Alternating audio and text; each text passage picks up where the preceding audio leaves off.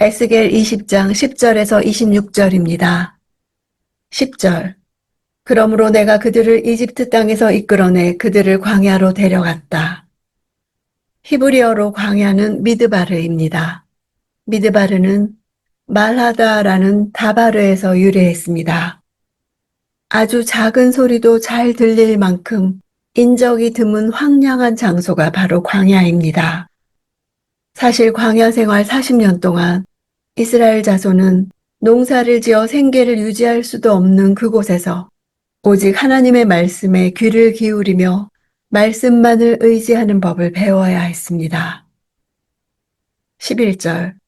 내가 그들에게 내 법령을 주고 내 규례를 알게 했다. 그것을 지키는 사람은 그것으로 인해 살 것이기 때문이다. 출애굽의 놀라운 사건을 경험했지만 이스라엘은 광야에서도 다르지 않았습니다. 하나님은 이스라엘을 구원과 생명으로 인도하시기 위해 시내산에서 율법을 주셨습니다. 율법은 구원을 받기 위해 준수해야 하는 것이 아니라 이미 구원을 받은 하나님의 백성이기 때문에 구원받은 자로서 마땅히 준수해야 하는 것입니다. 시내산에 11개월 이상 머물면서 율법을 받았고 그 이후 38년간 광야에서 머물며 받은 율법 준행을 연습하며 하나님의 백성으로 양육받아야 했습니다. 그들에게 주신 율법은 그들에게 큰 짐을 지우는 것이 아니라 오히려 그들이 지키기만 하면 살게 하는 법이었습니다. 율법을 준수함으로써 얻어지는 축복은 생명입니다. 12절.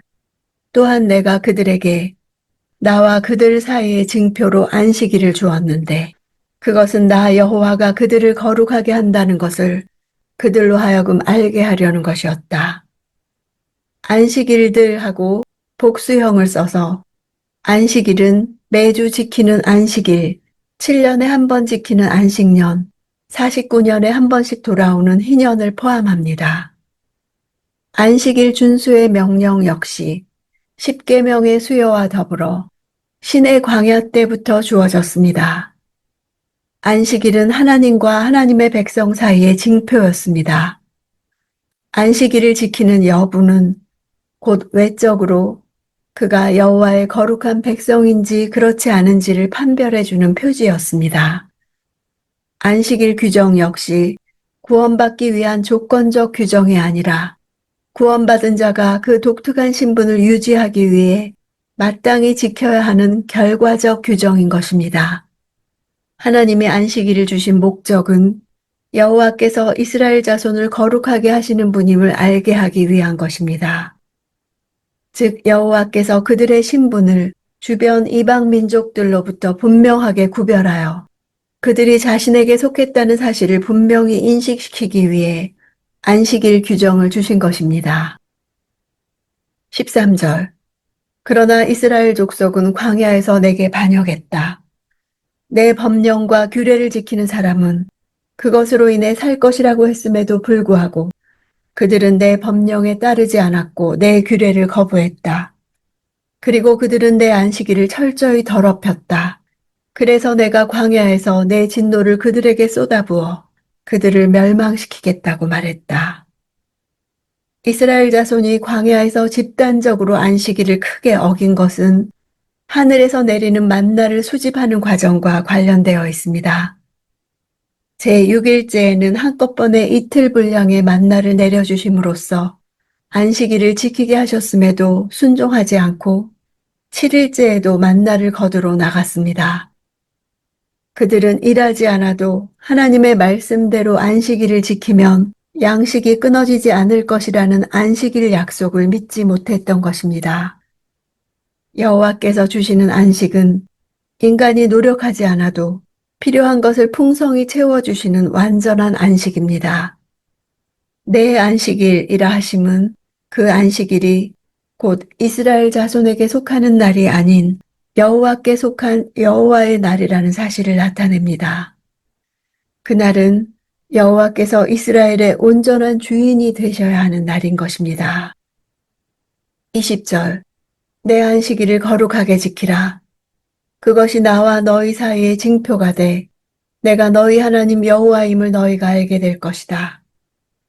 징표라 함은 안식일을 지키는 자가 모든 민족 가운데서 하나님께 속한 자라는 사실이 명백히 드러나게 되기 때문입니다.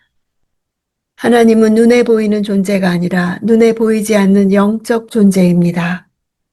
따라서 하나님의 백성이라 할지라도 바쁜 생활 속에서 혹 하나님을 잊을 수도 있고 자신들의 정체성을 망각할 수도 있습니다. 그러나 7일에 한 번씩 돌아오는 안식일을 정기적으로 준수할 경우 그 거룩하게 구별된 날을 지키게 하신 하나님을 기억할 것이며 바로 그 여호와가 자신들을 구원하시고 인도하시는 하나님이라는 사실을 깨닫게 될 것입니다. 알게 된다는 단어는 경험적으로 아는 것입니다. 실제적 안식일 준수를 통해 자신의 존재를 뼈저리게 인식하고 하나님과의 영적 교제를 진실하게 맺어가기를 원하신 것입니다. 23절 또한 광야에서 내 손을 들고 그들에게 맹세했다. 내가 그들을 이방 사람들 가운데 흩어버리고 여러 나라에 퍼지게 하겠다. 출애굽 2세대에 대한 심판은 그들을 이방 사람들 가운데 흩어버리는 것입니다. 흩어버린다는 단어는 농부가 쭉정이를 바람에 날려보내는 것을 뜻합니다. 하나님은 모세를 통해 이스라엘 백성이 가나안 땅에 들어가기 전부터 그들이 만약 범죄할 경우 그 땅에서 내쫓아 이방 사람들이 거하는 땅으로 흩어버리실 것을 예언하셨습니다. 가나안 땅에 들어가기 전에 하신 이 예언은 가나안 땅에 들어간 후로 수백 년 후에 성취되었습니다. 이러한 오랜 기간은 하나님의 자비와 인내하심을 보여줍니다. 25절 그러므로 내가 그들에게 선하지 않은 법령과 그것을 의지해서는 살지 못할 규례를 주었다. 여호와께서는 거듭 패역하게 행하는 백성들을 버리셔서 멸망시키기로 작정하셨습니다. 사람이 지켜 행하면 생명을 얻을 여호와의 율법을 지키지 않고 이스라엘은 선하지 않고 생명을 줄 수 없는 규례를 선택했습니다. 이는 하나님을 거절하고 우상들을 사모하여 우상의 가르침에 따라 살아가는 것을 막지 않으시고 유기하셨다는 뜻입니다.